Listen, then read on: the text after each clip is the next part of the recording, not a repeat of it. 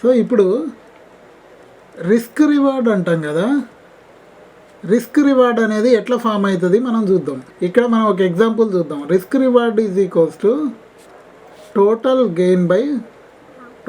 Gain by stop loss or target points divided by stop loss points. ఇప్పుడు ఒక 20 points stop loss అనుకుంటే ఇక్కడ 20 points target. అప్పుడు మన రిస్క్ రివార్డ్ ఏమవుతుంది? 20 డివైడెడ్ బై 20. రిస్క్ రివార్డ్ అనేది 1. ఇక్కడ 20 పాయింట్స్ స్టాప్ లాస్ అనుకుంటే 40 పాయింట్స్ టార్గెట్. ఇక్కడ మన రిస్క్ రివార్డ్ ఏమవుతుంది?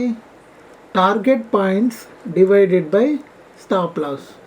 అంటే ఇక్కడ రిస్క్ రివార్డ్ అనేది 2 అవుతుంది.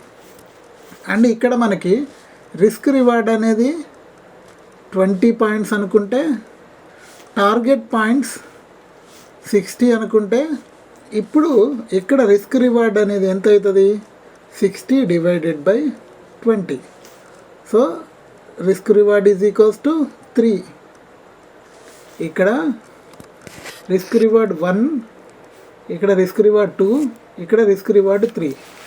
మనకి 1:1 కండిషన్లో ఎలాంటి ప్రాఫిట్స్ అనేవి ఎక్కువ రావు.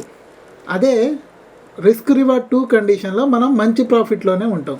అదేవిధంగా రిస్క్ రివార్డ్ 3 కండిషన్లో కూడా మంచి ప్రాఫిట్లోనే ఉంటాం. ఇప్పుడు మనకి బాగా ప్రాఫిట్స్ రావాలి అంటే risk reward 2 or 3 maintain or above. ఈ విధంగా మెయింటైన్ చేస్తే కనుక మనకి మంచి ప్రాఫిట్స్ రావడానికి ఛాన్సెస్ ఉంది.